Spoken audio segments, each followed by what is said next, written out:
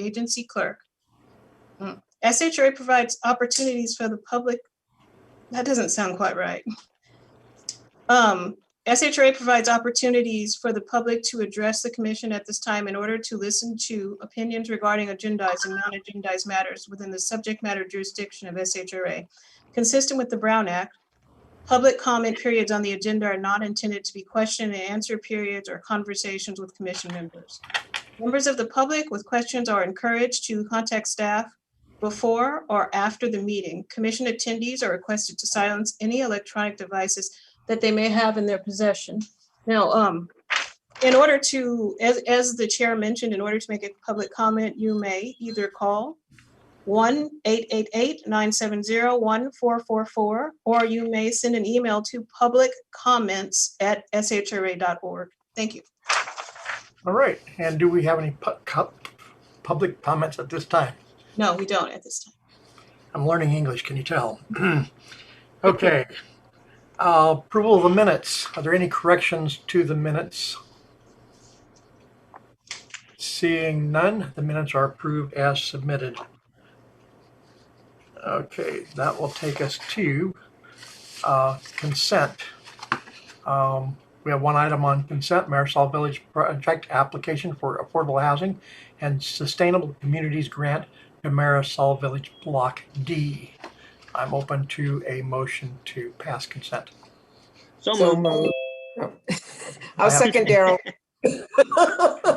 Daryl moves and Cecile seconds. Roll call. Right. Boyd? Morgan? Aye. Osmany? Aye. Nunley? Aye. Stajabu? Starks? You're muted. Still muted. Now, yes. Starks? Yes, okay. Wu? Aye. The motion carries. All right, thank you. So then we're going to jump down to item number 3, the approval of loan commitment for Sage at Folsom Senior Development, continued from the agenda of February 3rd. Yes, Commissioner, Chair Morgan, as you recall, there was quite a bit of conversation about the social services that will be provided for the seniors at Folsom at Sage. So we've had an opportunity to go back and to have some discussions, and Christine is going to give the presentation on the outcome of that discussion. Thank you, Michelle. Yes, last month we were before you for the Sage at Folsom Senior Affordable Housing Project. As you may recall, USA Properties. Excuse me, Christina, could you move your microphone just a little bit closer? Sure, how about that? Better? Much better. Thank you. Yeah, good thing we have IT here.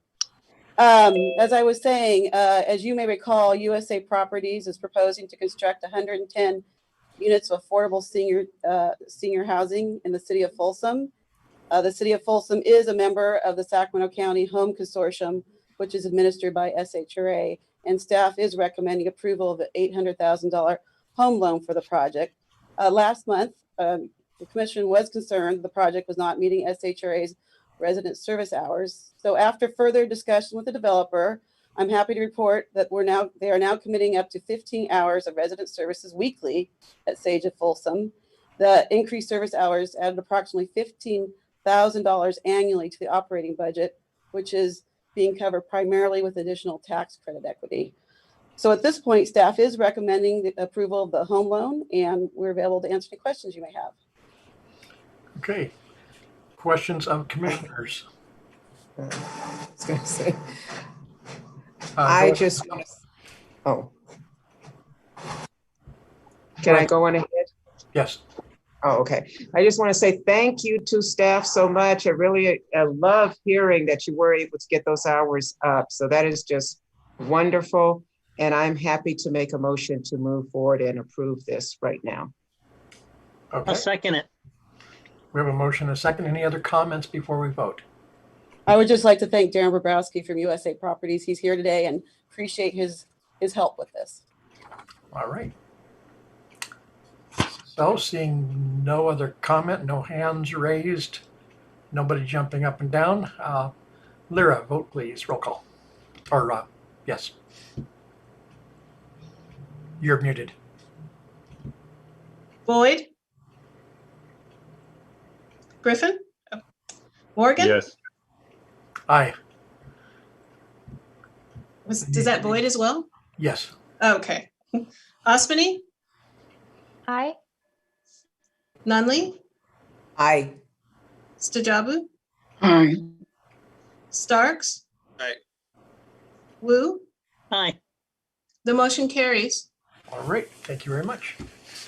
Commissioner you. Morgan, can we reopen public comment to hear from a resident? Yes.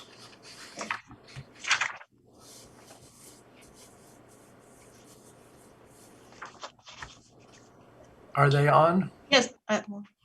Cheyenne was going to introduce. Yes. Hi, everyone. Good evening. I'm Cheyenne Caraway, Program Manager for the Homeless Innovations Department here at SHRA. I'm here to introduce a former guest of the Meadowview Navigation Center. I wanted to quickly give a little history on this shelter before I introduce our speaker. This shelter opened on October 1st of 2020 and is located at 2700 Meadowview Road. Currently, there's funding for this shelter for 2 years, and we've been working in partnership with the City of Sacramento. We are also partnering with Volunteers of America, who provide the on-site services daily for the guests, and entry into the shelter is managed by Sacramento Steps Forward. The shelter was set up to house 100 women who are experiencing homelessness, with a priority given to women experiencing homelessness from the Meadowview area. But currently, due to the pandemic, we've had to keep this to a maximum of 50 women. The women are given 3 on-site meals a day. There's an on-site laundry facility, showers, restrooms. There are 8 kennels for women that have dogs, on-site 24-hour-a-day video surveillance, storage, and bike racks. The main focus of this shelter is housing. We work as quickly as possible to get women stabilized with a variety of different services and then work to find permanent housing. Tonight, as I mentioned earlier, we have a guest who stayed at the Meadowview Navigation Center and is now successfully housed here to share her experience at Meadowview and her journey.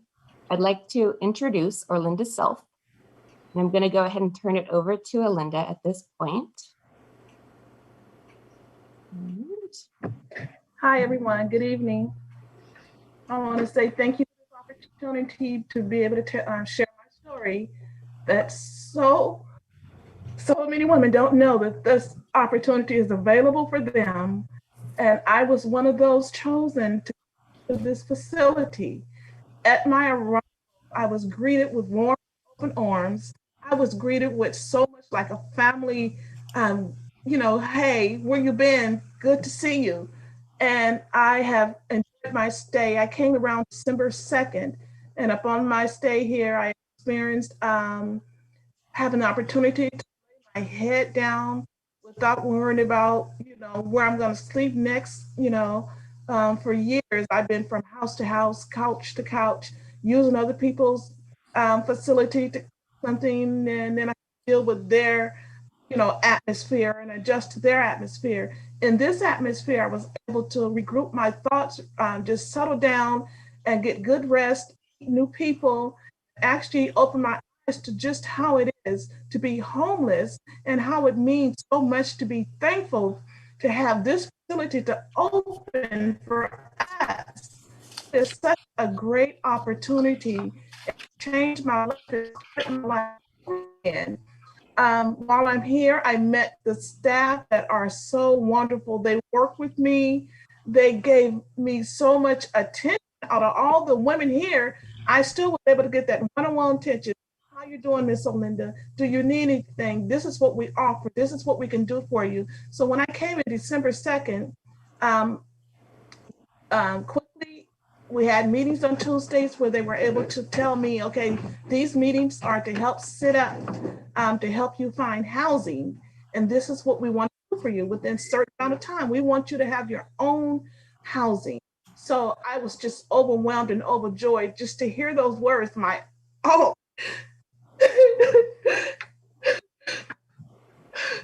just to hear my own atmosphere. And then around they found a location for me and I had to be a certain age. My birthday was on January 31st. By the second, I think somewhere within that week, I was already meeting the place that I had an opportunity to move in where I am at now. That was just wonderful. They opened doors that I thought would never be open for me. And just coming off the streets is so much that you have to go through. You have to deal with other people, other atmospheres. Even being here with a group of women, I had to relax and had to pray and say, okay, I understand. They have emotions, they have situations. Don't take it personal. So while with my stay here, I was able to adjust. I was able to meet other women and listen to their stories as they listen to mine. So, and then I met the staff here. I would see them every other day, and I didn't want to be a bugaboo, but I'm like, okay, what's going on? But sometimes they would come looking for me. When I would come here, they would say, okay, so-and-so, one of the staff members or caseworker want to meet with you. They think they found you a place. And I'm like, what, really? I'm like staying up all night waiting for that morning to come so I can speak to them. This is such a great opportunity. And I love you guys. I'm sorry. I love everybody. And thank you so much. Thank you. Well, thank you for coming on. Commissioners, I'll give you all an opportunity to speak if you'd like. I'm looking at Sam. You know, I always got something to say. Why are you looking at me? Because you always have something to say. Because, you know, I always got something to say. Let Anna, somebody give Anna a Kleenex or something to wipe her. Somebody, Anna, you all right? All right. Well, somebody give Anna something to wipe. They give her a paper towel like Trump. Anyway, so Anna, your story was so heartfelt, and we're here for you. And you know, but for the grace of God, you know, we would all be in similar situations. And someone once said that, you know, you can't stop a bird from landing on your head, but you can stop it from building a nest. And, you know, now that you, this should put you, this should be green lights. You should see this as the next step. You should already be looking like, what can I do? How can I, we pride ourselves on not just housing, because housing alone is not enough. You know, it really is about, you know, saying that it's okay, giving yourself, saying to yourself, I'm just as special as anyone else.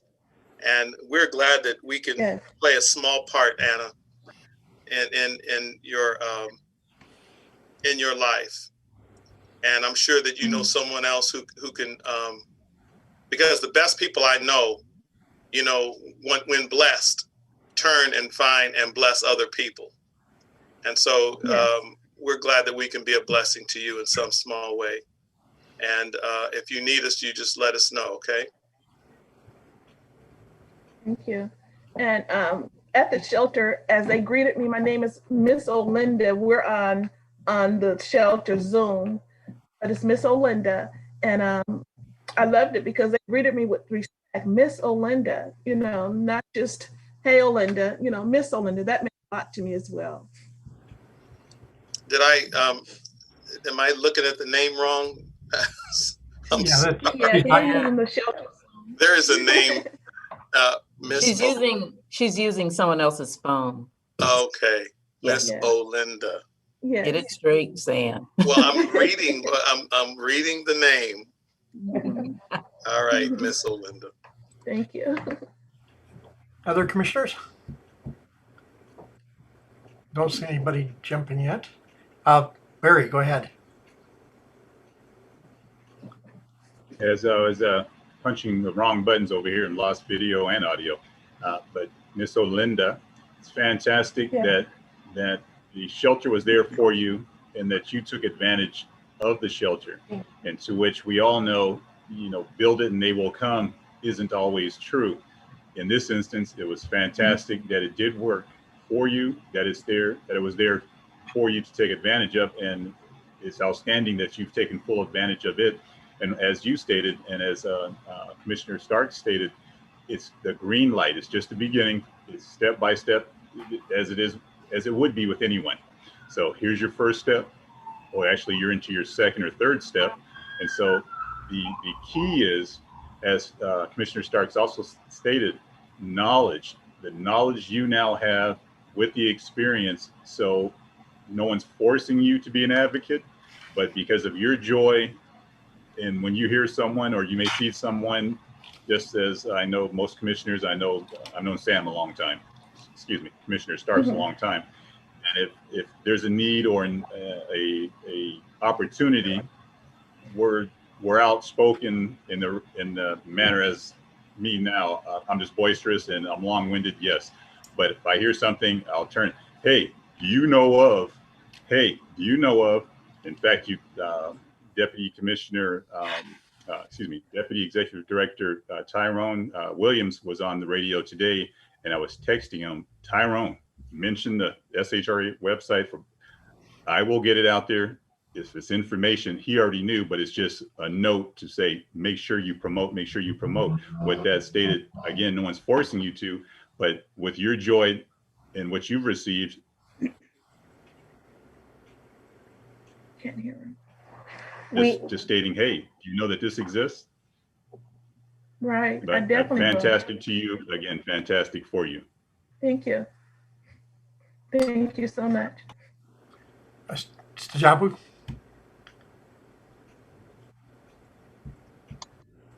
I would just like to wish you well, Ms. Olinda, and I hope things get better and better. I'm glad to see you smiling, and I'm glad our organization had something to do with that. I'd like to wish you a happy Women's History Month, and I wanted to be one of the sisters to congratulate you and welcome you into one of the best families you could be a part of, and that's the SHRA family. So take care of yourself, stay well, and I think things are going to be looking up for you from now on.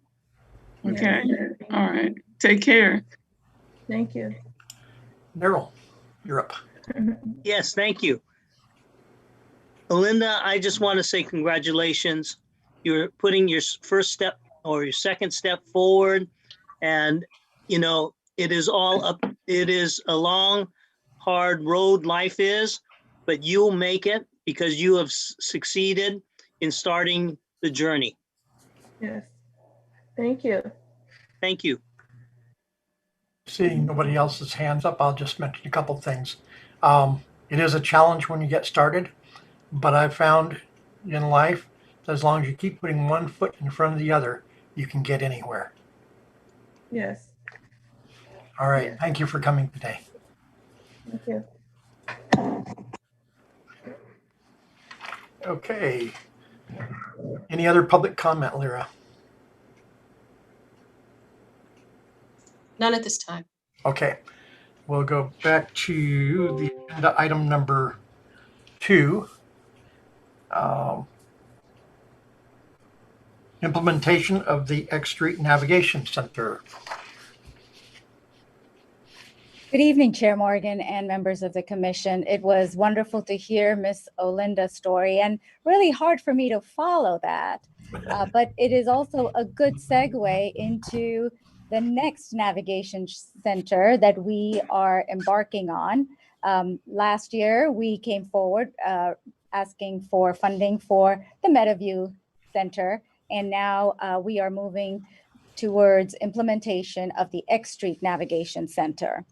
To provide you with some context, in 2018, Mayor Steinberg challenged council members to identify opportunities to expand emergency shelter options in each council district.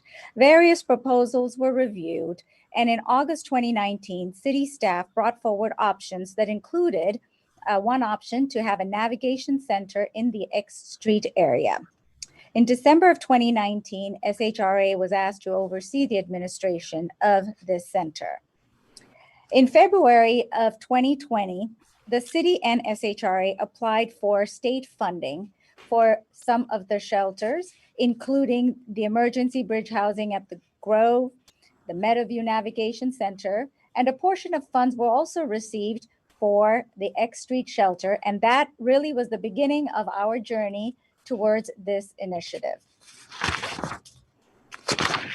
The proposed navigation center is located at 2970 X Street, right below the freeway between X and Broadway.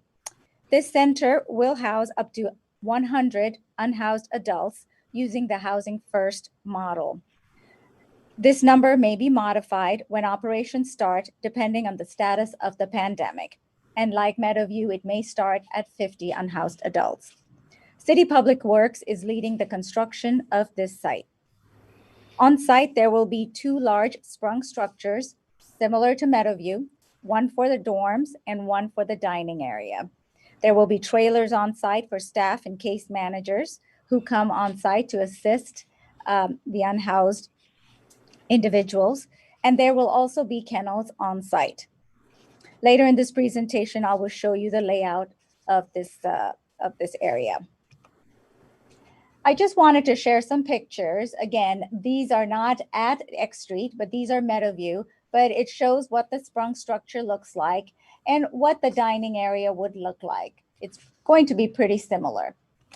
In addition, I wanted to share with you the inside of the dorm area, which has seating, as well as the showers and the restroom areas, which are also ADA accessible. In addition, there will be 3 meals provided on site to each guest, and there will be washers and dryers also on the property. So here is a layout of the site. And if you look, you will see the entrance. It is off of X Street, sort of at the bottom right. And that is where the Welcome Center will be, or the guard shack. Moving along the right side, you will first see the dining area. And then moving along the right side, moving towards Broadway, there are administrative trailers for staff offices and case management and some limited storage. And then the dormitory, which is also a sprung structure, is close to Broadway. To the left of the dorm sprung structure are restrooms and the laundry trailers. It's in very, very small print, but right by the freeway, close to Broadway. And then in the center, there are some kennels as well. The perimeter of the property will be fenced. Once approval is received from council, we will issue a request for proposal for an operator. And we are looking for an operator who has extensive experience operating such centers. The chosen operator's staff will be on site 24 hours a day, 7 days a week to oversee all aspects of site operations. We will develop a coordinated form of entry into the shelter, just like Meadowview, using local partners as referral points into the center. There will be no lines outside this facility for people to come in, as all entry is through a referral process. All local partners will be fully engaged to know how to assist their clients gain access to the shelter. There will be intensive case management on site and also access to partnering agencies, again, based on the needs of the individual person. Services on site will include intense behavioral health assistance, anger management, life skills training, linkage to education, employment, financial literacy, and wellness resources, among many others.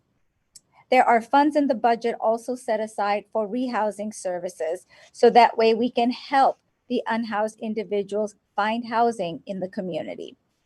The goal of the program is to stabilize the guests with services needed, and within a 4 to 6 month period, house them in the community.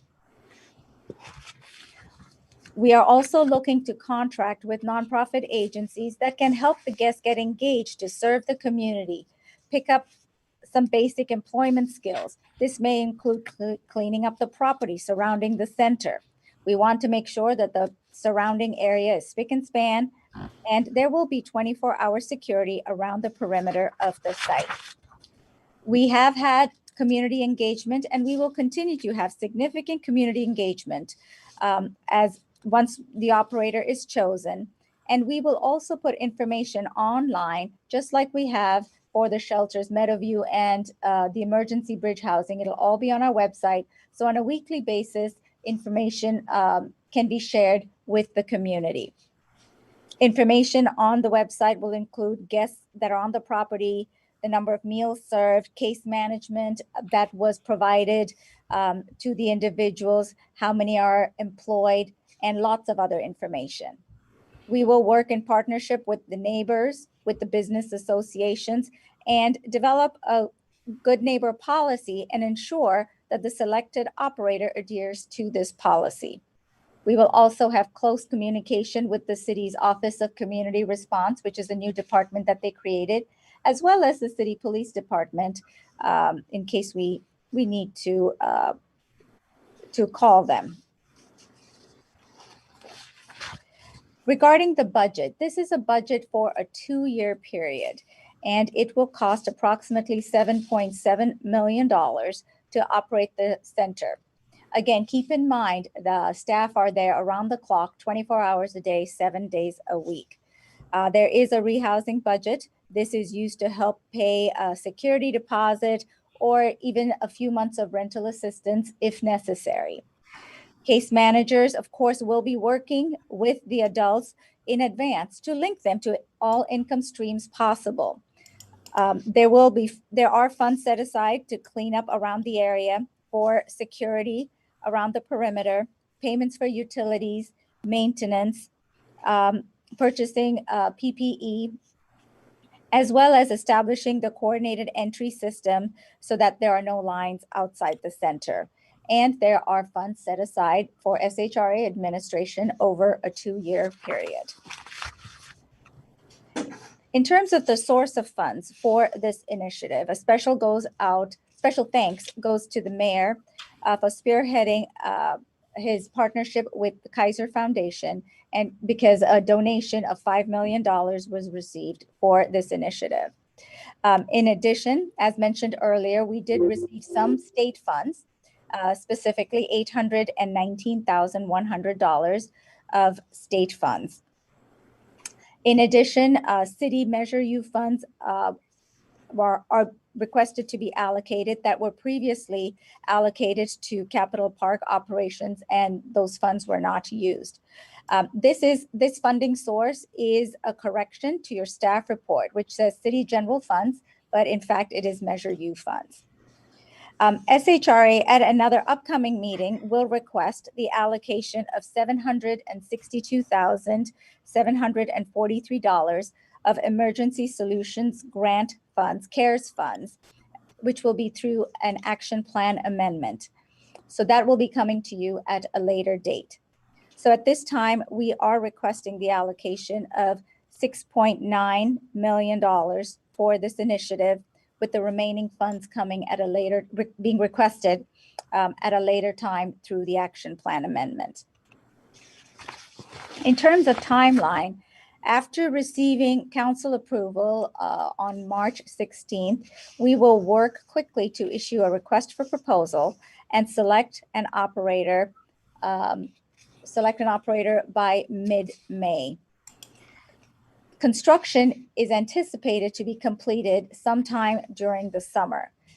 Between now and then, there's a lot of work to be done, working with the community and setting all processes in place.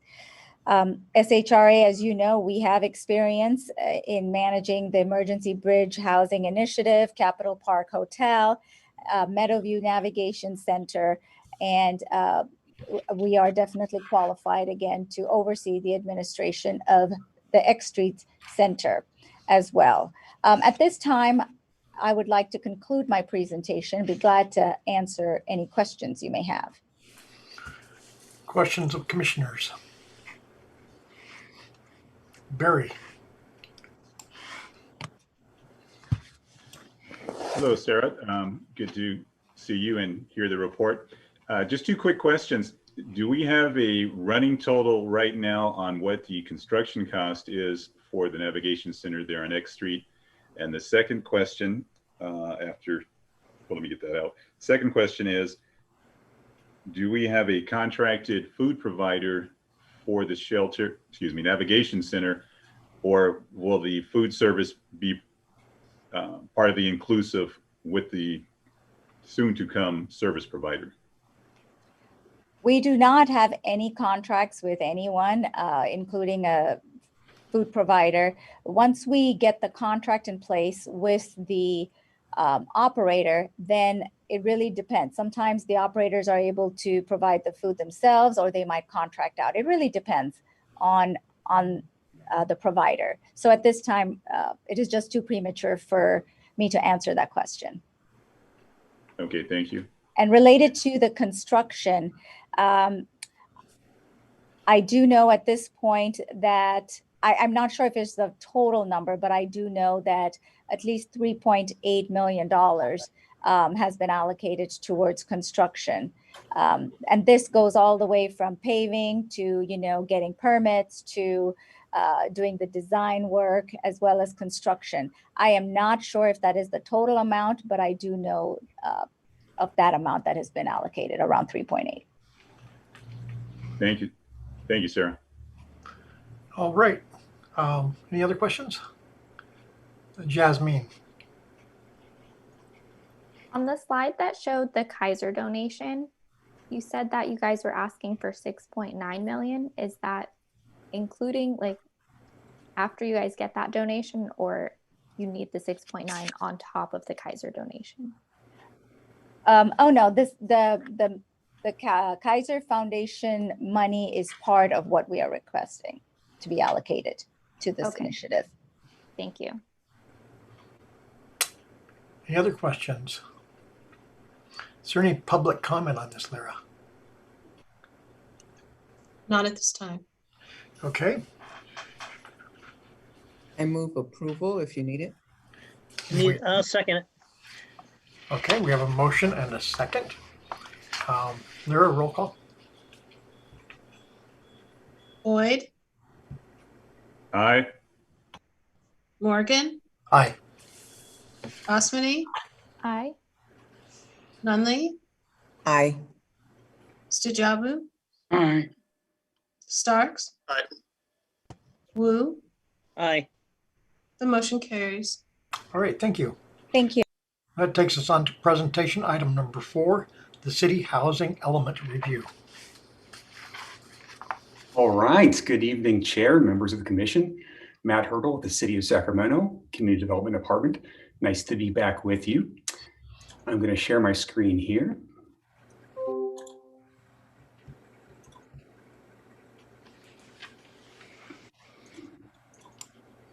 Okay. So I'm also joined by Heidi from our consultant team, Ascent. She'll be taking great notes and is here to answer any questions you may have as well.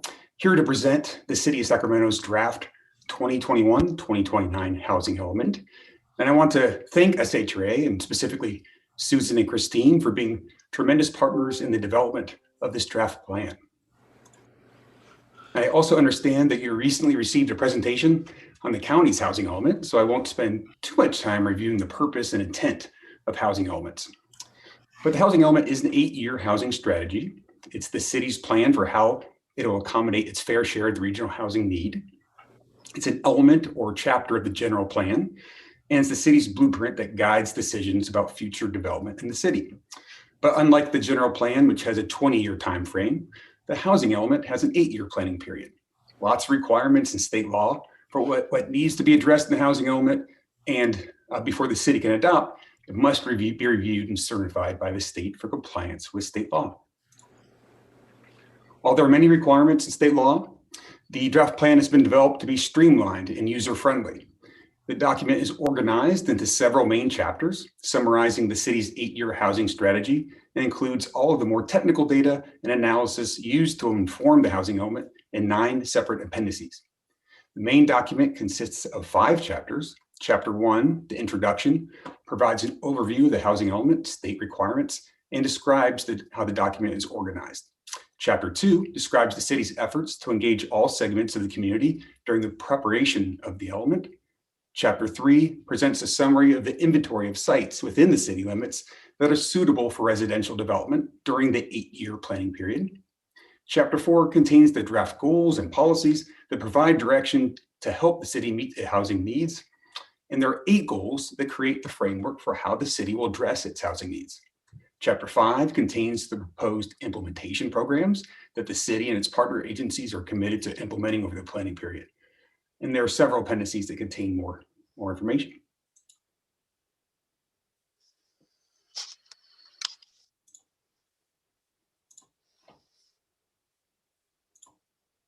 Okay. So as I mentioned earlier, the housing element is the city's plan for meeting its fair share of the regional housing need, the city's regional housing needs allocation. And the RHNA is broken down by income level from very low income housing to above moderate income housing. In the previous RHNA, or regional housing needs allocation planning period, the city had an allocation of just over 24,000 units. This time, the city's housing target is 89% higher than last time. With such an increase, a new strategy is needed to meet this housing target. Our housing element sites inventory capacity is determined by looking at residential projects that have received planning approvals, but have not yet obtained building permits, capacity on residential or mixed-use zone parcels, and the final anticipated number of ADUs to be constructed or accessory dwelling units during the planning period. Based on our findings of the land inventory, the city has a total capacity for over 52,000 housing units, which is sufficient capacity to meet the overall RHNA housing target of 45,580 units. The table does show a shortfall in the above moderate income category because so much of the available land in the city is zoned for higher density housing. However, state law allows surplus sites in the moderate income category to carry over to meet the above moderate income category. So while the land inventory is important, the heart of the housing element is found in the goals, policies, and implementation programs. The housing element includes 8 goals that create the framework for how the city will address these housing needs. Within each goal section, the policies and implementation programs provide direction for how the city will achieve that goal. The goals, policies, and programs were developed with extensive community input and reflect the city's ambition to create equitable, inclusive neighborhoods and to provide opportunities for a variety of housing at all levels of affordability. I will go through each of these goal sections in a moment. The city staff has conducted extensive outreach to inform the development of the draft housing element. In addition to citywide outreach conducted for the general plan update and regional analysis of impediments to fair housing, there have been numerous forms of engagement, both citywide and with specific stakeholders through working groups, focus groups, stakeholder meetings focused on a variety of topics, such as anti-displacement, affordable housing requirements, and universal design and accessibility. Detailed information on the outreach conducted to date is included in Chapter 2 and in Appendix 8. A citywide self-guided virtual workshop on the draft housing element was open from January 25th through March 1st, allowing 5 weeks for public participation on the draft. So goal 1 is to facilitate the construction of, you guessed it, 45,580 new housing units by 2029. And this is directly related to our regional housing needs allocation, right? So the city's target for this housing element is this number over the next 8 years. And it's about an average of 5,700 housing units annually. Meeting this housing target will be very challenging. For example, last year, or in what year are we in? In 2019, we had about 3,100 building permits. And that was a really good year.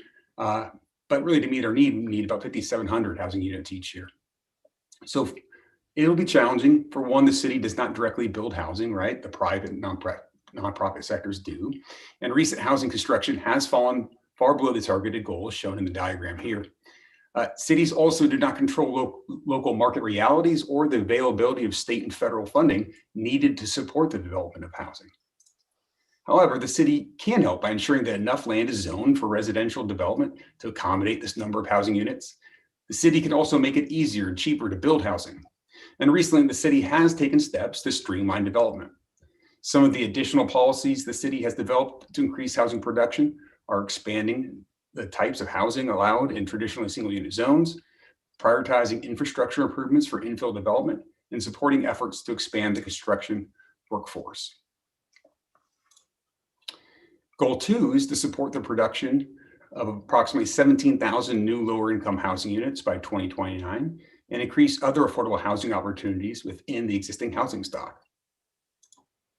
As part of this housing element, the city of Sacramento must plan for about 17,000 new lower income housing units by 2029, which represents 30% of the city's overall RHNA. Housing is considered affordable if no more than 30% of households' gross monthly income is spent on rent and utilities, as you very well know.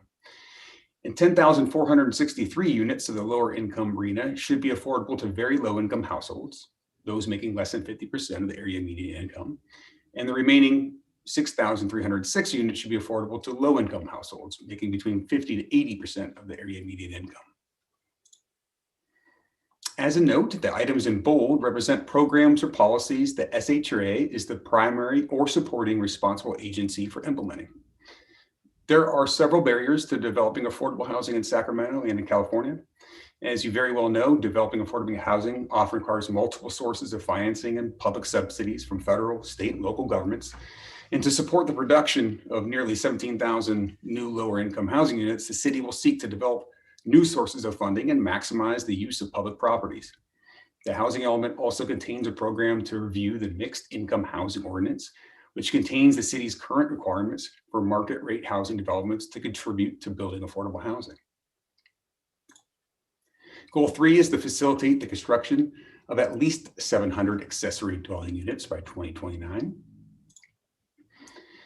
And accessory dwelling units, often referred to as ADUs, are a smaller independent dwelling unit located on the same lot as the main house.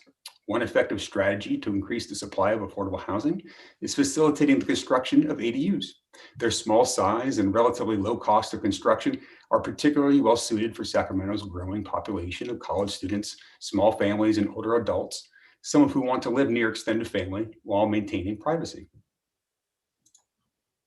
Recent changes in state law and our city code have made it easier to develop ADUs, which is apparent in the graph here, which shows planning applications received and building permits issued per year for ADUs. In 2020, not shown here, but 2020 was our best year yet. We received 162 planning applications and issued building permits for 77 new ADUs. So it's 20 more than in 2019, so definitely trending up. As part of the housing element, the city is looking at developing a loan program for affordable ADUs and a toolkit with resources and educational materials to support and promote the development of ADUs in neighborhoods throughout the city.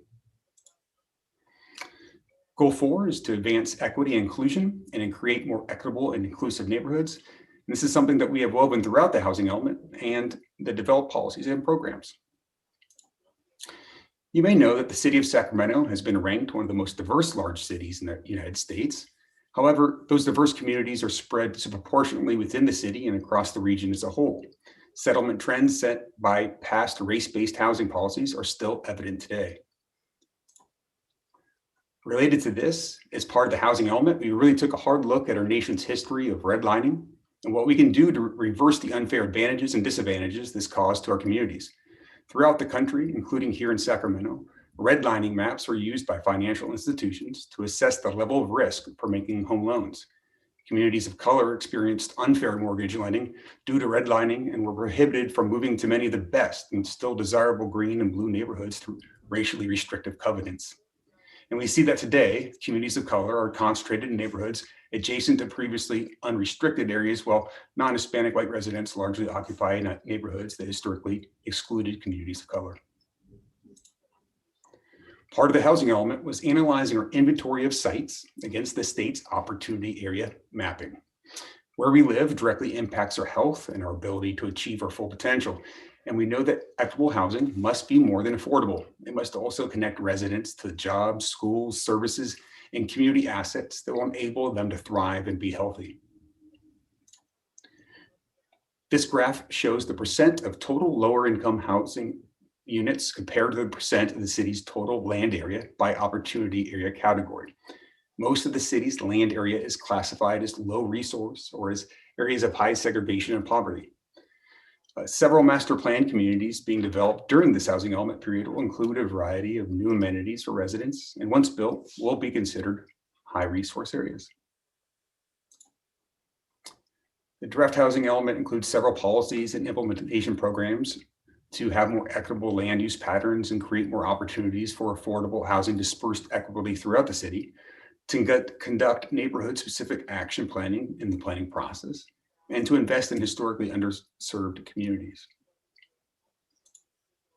Goal 5 is to protect residents at risk of displacement from their homes and communities. And Sacramento has seen some of the highest increases in rent in recent years.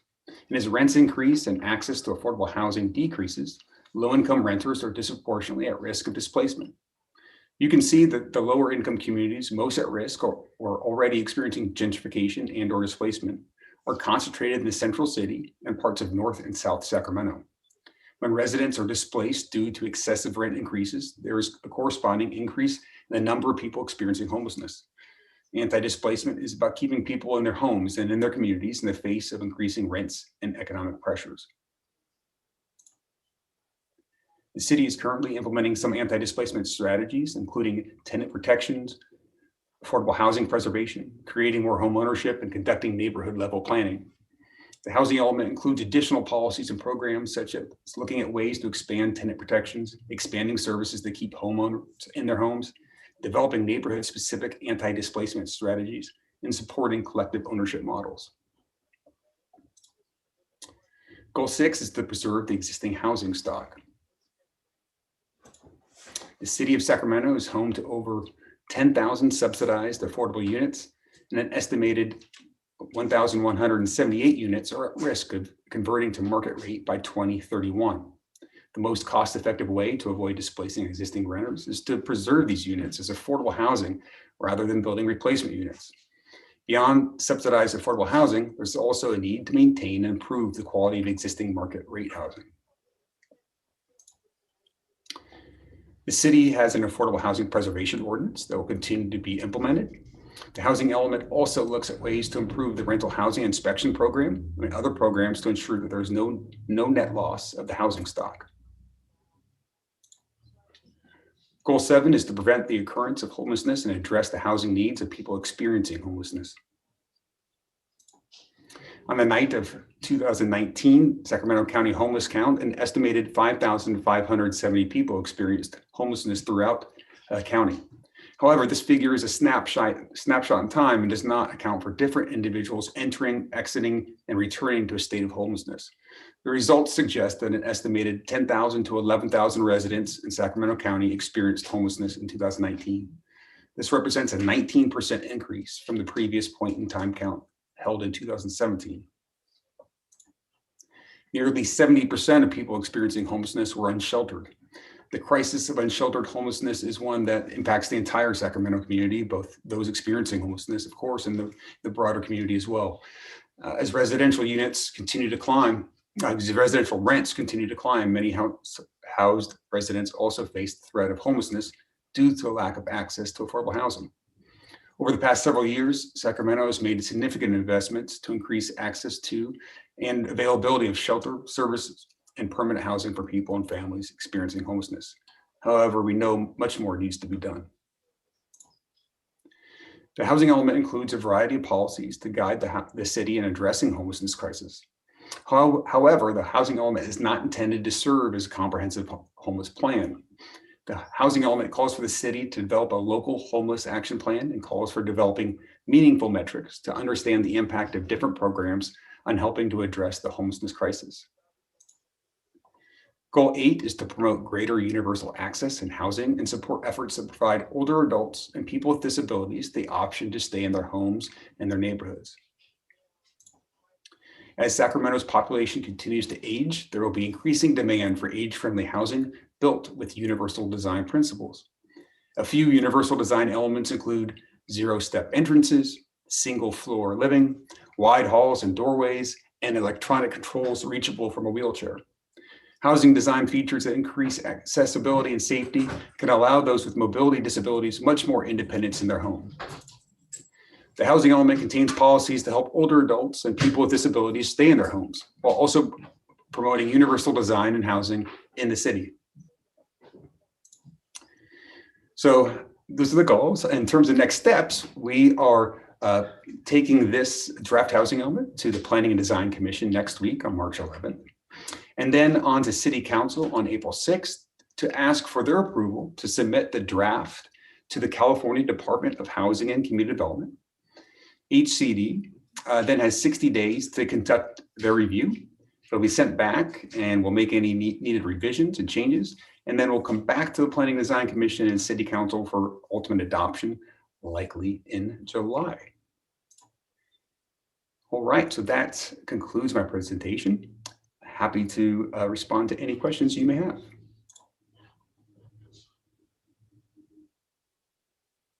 All right, thank you, Brad. I see Barry has his hand up already.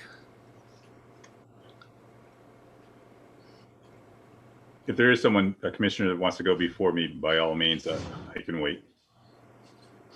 Okay, Cecile has her hand up also.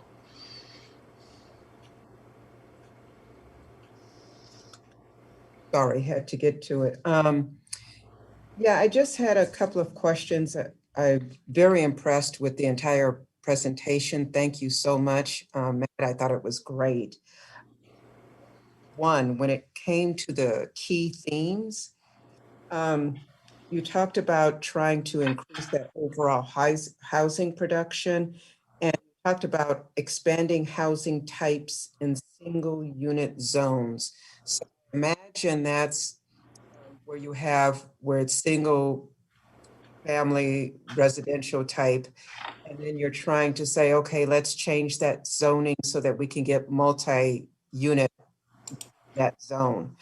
And I imagine, because I've seen some of the comments, and I don't know how your community involvement, how much they received of some of the homeowners would do some pushback because they like keeping their single family residential homes. Talk a little bit about the pushback, if any, that you received on that. Yes, thank you, Commissioner. I appreciate the question and comments on that. Yeah, so it's a pretty exciting strategy and proposed policy, right? And so the policy is to allow what we call a greater array of housing types, or that missing middle housing types in our single family zoning, right? So really there's been a lack of housing options in our city and most cities for many years, since our zoning changed back in the 60s and a little bit before then. So you've got the option of single family home, or you got the option of your mid-rise or high-rise, more multi-unit product, right? But there isn't the option for duplexes or triplexes or fourplexes or bungalow apartments or those types of products, because we basically have made them illegal through our zoning. But we're not alone there. It's throughout the entire country. And you've probably read the news. Minneapolis was the first city in our country to open up single family zoning, and they now allow triplexes up to 3 units by right in any single unit zone. Portland was the second city to do it. And now Portland, actually, if you provide affordable housing as part of it, you can actually do 6 units on any single unit zone. But in Portland, it's 4 units by right. And Sacramento is poised to be the first city in California and the 3rd major city in the country to allow this. And it's a direct reaction to the input we received over the last 2 years from our other general plan outreach. We heard 3 major themes coming from the community. One is we need to increase the availability and affordability of housing. We need to address equity and racial equity. And we need to address climate change. And this type of strategy actually addresses all 3. It doesn't solve it on its own, but it's a part of the equation. And so we have on January 19th, City Council gave staff unanimous policy direction to move forward with it. And so now we are beginning that implementation. We are probably about 1.5 years from the effective date when someone can actually build a fourplex. And there's a lot of work to do and still a lot of community outreach to do. We have some key steps And one of those key steps, and you mentioned, what is the pushback, or are folks concerned? And we have received, a number of questions and comments of concern. And really I think the important thing here is to let folks know and give confidence that these new housing types are still going to have that same neighborhood scale, right? So it's really about the scale. We're going to stop regulating exactly how many units can be in a building. We're going to talk about how big that building can be, not only in a residential neighborhoods, but also along our commercial corridors and in a central city. So we're moving from density, units per net acre, we're moving to a different system called floor area ratio. And it's all about the building size, right? The height and the bulk, and how much lot coverage or how much open space you have to have around your house. So that's where we're going to focus. And so we're going to update our zoning code and our standards and design standards to make sure that we can allow these other housing types anywhere in residential neighborhoods, but also still keep that neighborhood scale to make sure that it still fits in with residential areas. That's an interesting one. I kind of like that, where you're moderating the size of the building, not saying so much you're going to moderate how many families or anything like that. So that's an interesting one. So the character of the residents or of the neighborhood kind of stays the same. The other thing that I'd like to talk about on that same slide was on goal 1. You're talking about supporting efforts to expand the construction workforce, which I thought that really caught my eye. I mean, I love that. What's going on specifically on that, as far as, because I'm thinking going to the schools and you're talking about education and having much more of the workforce into that construction field, and what's guiding that in particular to communities of color, because we have that need, and this is critical. I like to see that as far as the education. So if you could talk a little more about that. Yeah, absolutely.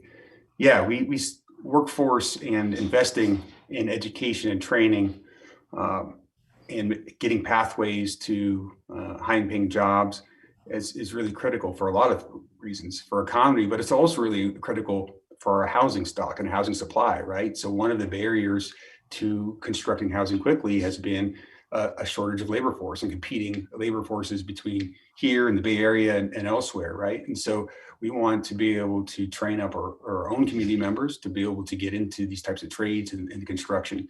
So the city has committed in a number of ways, one being having a management position in the city manager's office that is focused on this very thing. So we have a workforce manager. And also there's been a lot of investment recently with the CARE Act funding or the COVID relief funding and a number of different funding sources. And I'm happy to follow up separately with some more information about all the different programs and things that the city is doing in that space. You're muted, so. I really would appreciate that. And I think my last question are on your ADUs. And I found that one very interesting, as I have an ADU myself. And at some point, potentially, I may need to move into an ADU with my children when I get old enough and they can take care of me. So I may need that mother-in-law unit myself. Hopefully a long ways away. But you talked about the outreach plan, and even I saw here where you're even talking about allowing tiny homes on wheels. So basically getting the trailers or whatever and be parked in the driveway or something like that, or where would they be? I'm a little confused with that one. Yeah. So yes, there's been a lot of energy momentum around ADUs or accessory dwelling units. So we recently updated our ordinance to allow 2 ADUs in a backyard by right. So anyone can do 2 ADUs up to 1,200 square feet maximum. We've also made the process very simplified. Our planning approval process right now is an average of 15 days for ADUs and planning review. There's still the building permit process, of course, and that's a little bit more challenging than planning review. But and the state's also reduced fees quite a bit, especially under 750 square feet. So if you're looking to build a new ADU, I'd recommend 749 square feet because you avoid a lot of fees that way. So we also received grant money from the state through SB2 Planning Grant Fund.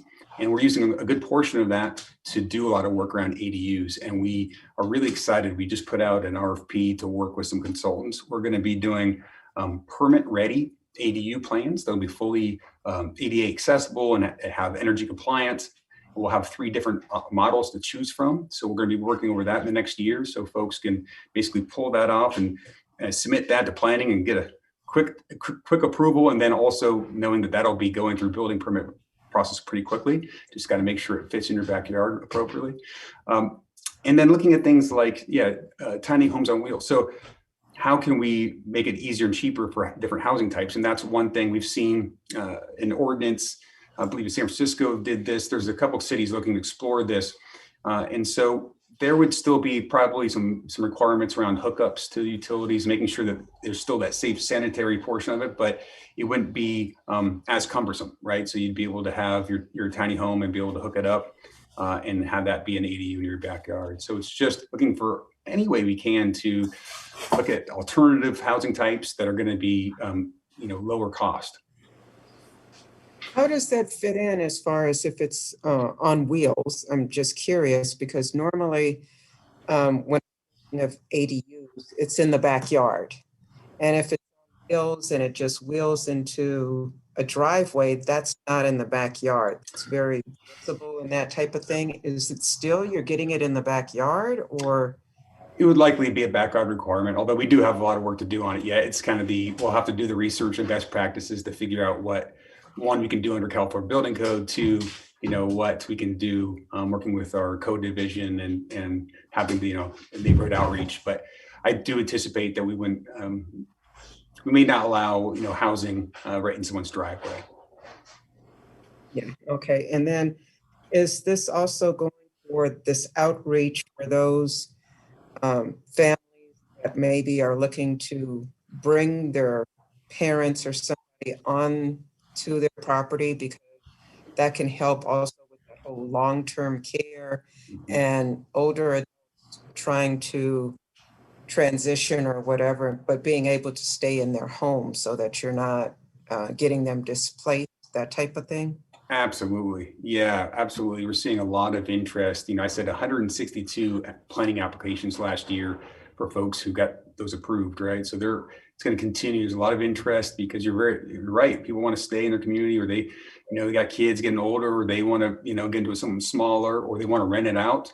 There's all kinds of options. And so we're looking at some innovative things as well to encourage these housing types for lower income households. So for example, we'd love to work with SHRA and figure out a way to incentivize folks with housing choice vouchers to be able to rent to someone's ADU, or there's models in LA that we want to explore in terms of a loan program, so that, if you agree to renting it out to a lower income family or individual, then we can help with a zero interest loan or those types of things. So certainly looking at some best practices around that and trying to really incentivize not only for folks to build ADUs, but for them to reserve that for lower income individuals or families.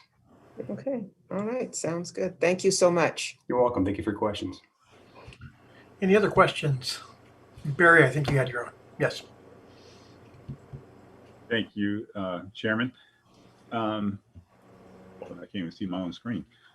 Matt, a couple of questions for you, bud.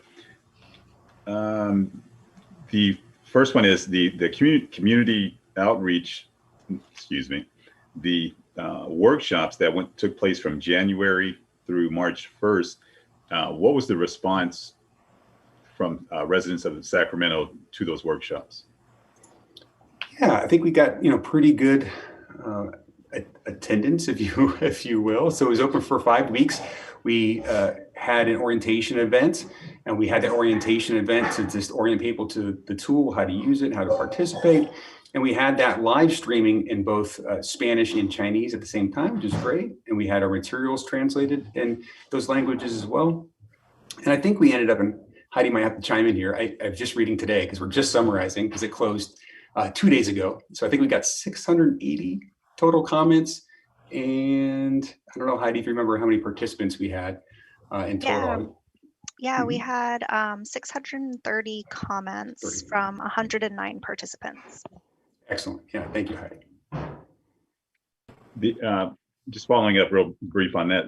So with 109 participants, was that a number that you guys saw as a good number of participants, or was that an extremely low number? And were you hoping, I won't say if you were hoping, but if it was a low number, did you guys implement anything to reach out again to the community or residents of Sacramento to say, hey, this is here? Yeah, that's a great question. Look, I mean, I'm never satisfied with the level of outreach, right? We would love to hear from every resident stakeholder in the community. I would say though, you know, so we've done outreach for the housing element specifically for over the last year. And so this is just one touch point, but we've had a lot of other opportunities along the way, including with meeting, I think now 6 or 7 times with our housing policy working group, which is about 45 to 50 different individuals in all aspects of housing.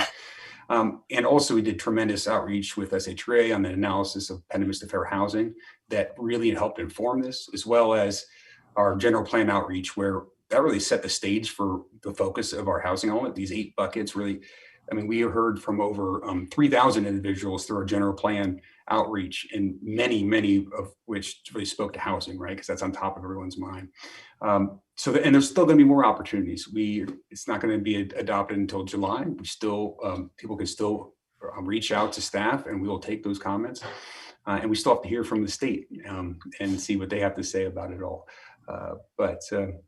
Yeah, I mean, I think also I compare this virtual outreach world to what we used to do, right? And so in terms of workshops where we'd be out in the community, people would come to us, or we come to a community center. I do think that it's comparable. In most cases, we're reaching more people. We're getting more input than we would in the old fashioned way of doing things. Okay, thank you. Just 2 quick questions. If I heard you and read right, the reformulated number of increased homeless residents in Sacramento, at first projected at 10,000, actually has increased in 2019 to 11,000, 19% increase, correct? That sounds right. I'm double checking my homework here, but yeah, we've got. Okay, no problem. With that said, as you're checking, at the beginning of your presentation, the reevaluation of needed dwellings, I believe you've stated now is an increase of 89% over the 2019 numbers. So just for clarity, so what the city of Sacramento is looking at is an additional increase of roughly 10,000 more homeless residents in the year of 2021, or is that projected for 2030? Yeah, so there's 2 numbers at play here. So the number I gave, so the estimate in 2019 of the total individuals that are experiencing homelessness for the entire county, so that's an unincorporated county and the whole county of Sacramento, including city, was 10 to 11,000, right, as an estimate. That point in time count was about 5,500. So that's an estimate and the best guess. In terms of increase, yeah, from 2017 to 2019, we saw homelessness increase in the countywide by 19%. So that's a pretty stark number. In terms of our numbers for our housing need and how the state, they go through this big calculation, working with Sacramento Area Council of Governments and all the jurisdictions to come up with the number. But essentially, our obligation, so for the entire SACOG region, the state says, hey, over the next 8 years, so 2021 to 2029, the region of Sacramento needs to do 152,000 housing units to meet the existing need and the projected growth. And that's in all 4 income levels. The city of Sacramento's obligation under that is about 30%, or 45,580 units. And so that's total number of units that we need to plan for and try to accommodate and try to build over the next 8 years. And that, that's a little bit different than the unincorporated county, where unincorporated county is about 21,000. So half of our obligation. But it makes sense because, we're the economic hub, we have the transportation, and honestly, this is where the most of the infill and growth and housing should be is in the city of Sacramento. Gotcha. And finally, just so I'm clear, the ADUs, the accessory dwelling units, that is the same language, what is more commonly used, tiny homes? Or is tiny homes and ADUs totally different? They're slightly different. Yeah. So tiny homes are typically a bit more mobile. And so I don't know if you've seen any of those fun shows on TV, but yeah, you can take them anywhere and you can put them on site. I think the real difference is that it's not on a foundation. So ADUs are essentially little homes. So they're on a foundation. They have to be graded and they have to be, the permanent hookups. So it's essentially a smaller, cheaper home that you can build in your backyard. Whereas tiny homes are more accessible, aren't typically on a foundation. They're on wheels, that kind of thing. Okay, yeah, I was confused because I just thought tiny home just meant, okay, as you just stated, a permanent dwelling, but of course just being tiny. But thank you for clearing that up. So now I know. Thank you, Matt. Yeah, Matt, thank you. So I think there is some bleed over between tiny homes and ADUs, actually.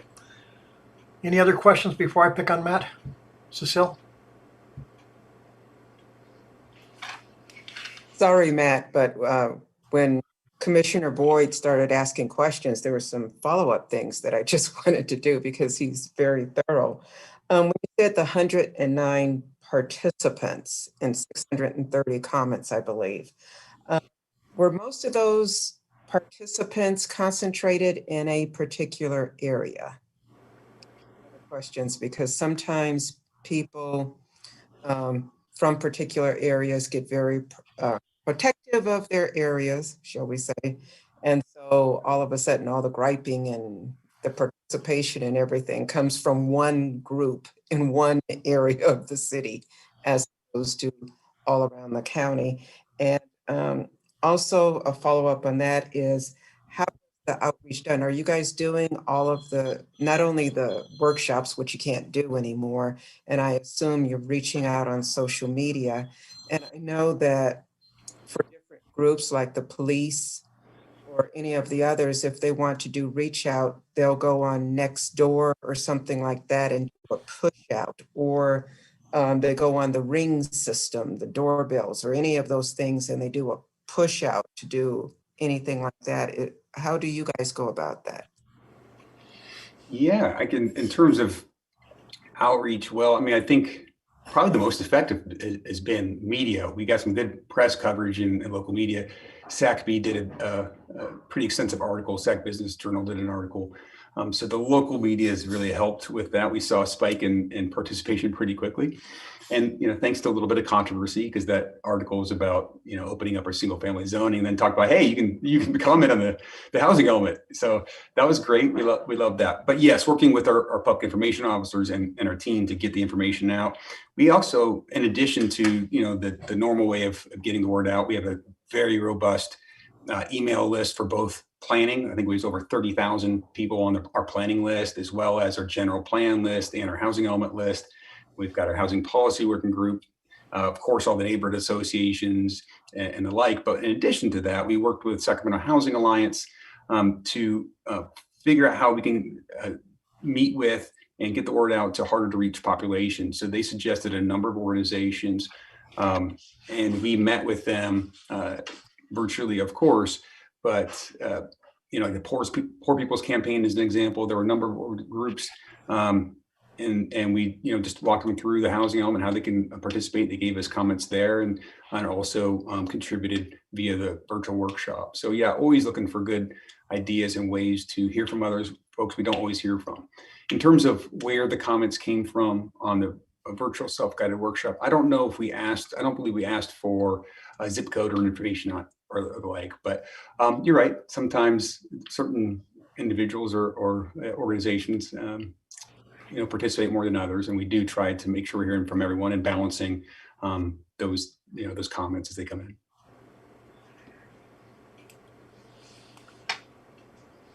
I'm sorry. Thank you so much. All right. Any other questions? Okay, Matt. Slide number 37.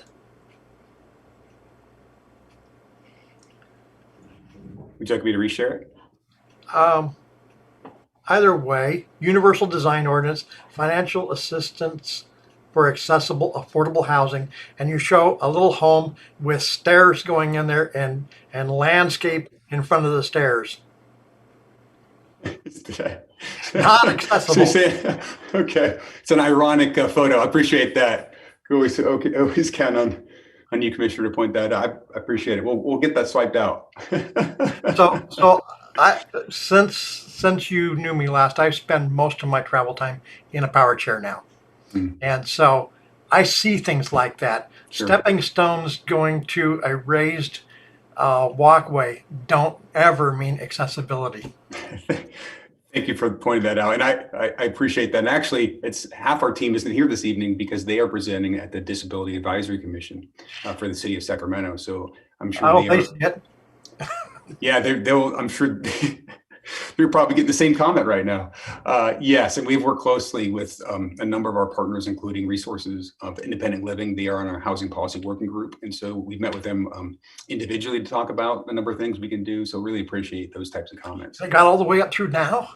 I don't know. All right. I just had to pick on you because that was just blatantly obvious to me. Yeah, I love it. You got to keep us accountable. All right. Lyra, was there any public comment on this item? Not at this time. Okay. Thank you very much, Matt. Appreciate it. So that takes us to the Executive Director's Report. And you have a very nice background today. Thank you. Thank you. The virtual background, so. Yes. Just a couple of things. I really wanted to make sure that we continue to talk about the SHRA program, the Sacramento Emergency Rental Assistance Program. As you know, we launched that, I believe this is last Thursday.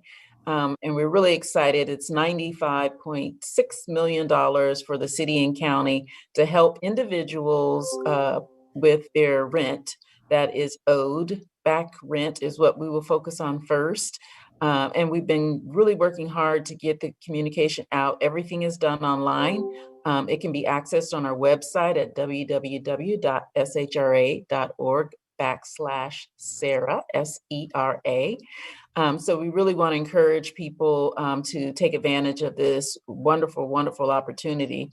So just to give you just a quick snapshot of what we've received so far. Like I said, we launched that last week and we already have 13,745 applications. And of that, 3,800 have uploaded their documents. So just really, really want to make sure people understand that, you know, it's not a first come, first serve. This first tranche will be through March 19th.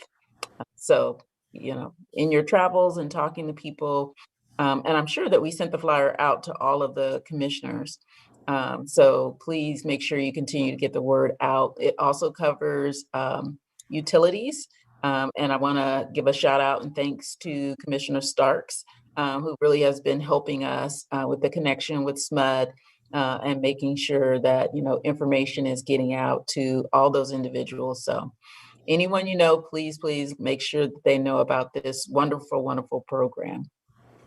www.shra.org/SERA, SERA. So that was my public service announcement that we do wherever we go. And in addition to that, I just want to make sure you know that there is not a meeting. The second meeting that we usually have scheduled is we're not having a second meeting. So our next meeting is on April 7th. So you maybe already received that notification, but just to remind you, our next meeting is April 7th.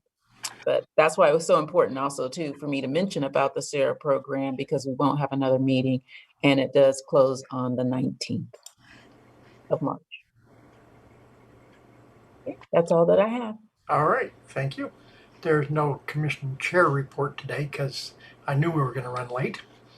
I had something, but I'm full with it. And that brings it to comments and questions of commissioners. Barry. Thank you, Chairman Morgan. And to Executive Director Frazier, quick question or a request.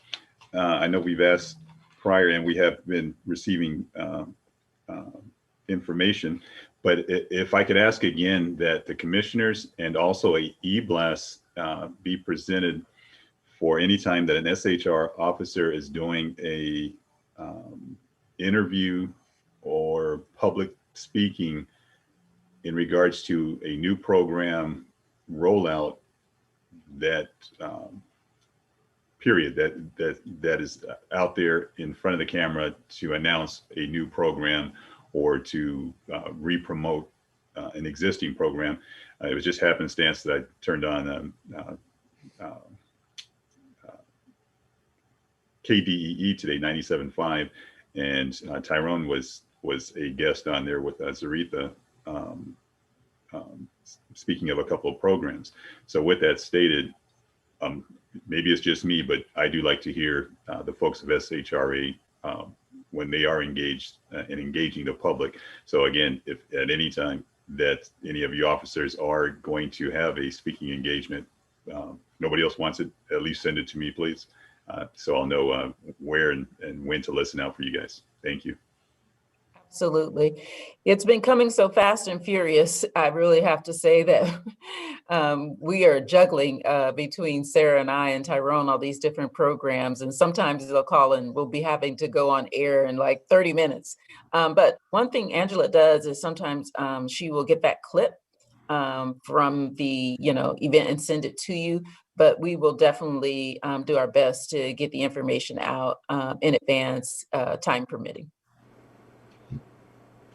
Great. Any other questions? Cecile.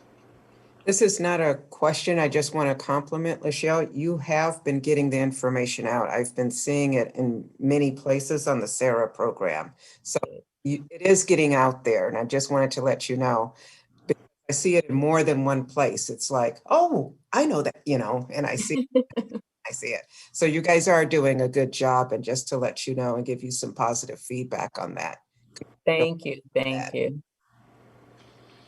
Any other questions, comments, exclamations? Seeing none, I'll go ahead and say one thing. I'll be glad when you guys get 440-1390 fixed. The challenges you're having over there. Yes, we are. We are going to revamp the entire system. It's going to take us a few weeks to do so, but we're actually bringing in totally new software. There are a lot of demands on it, especially with the SHRA program in terms of the communication center and having enough staff. We're bringing on a massive number of staff to really launch the SHRA program. So please bear with us. And we will continue to work on that. And Commissioner Morgan is referring to the number for the call center. And we have been swamped. But in addition to that, we have to put more resources there. Yeah, I get calls when nobody gets through there. They go through the website and find every number they can. I know, I get them too. I do as well. So. But we're working on that. And like I said, we are expanding the actual infrastructure. What we've had for quite a while. So we're going to go with new infrastructure and really work on a better response now. Okay, excellent. If there's nothing else, we will adjourn. Cecile, she interrupted the adjournment. Oh, she's waving goodbye. All right. Good night, all.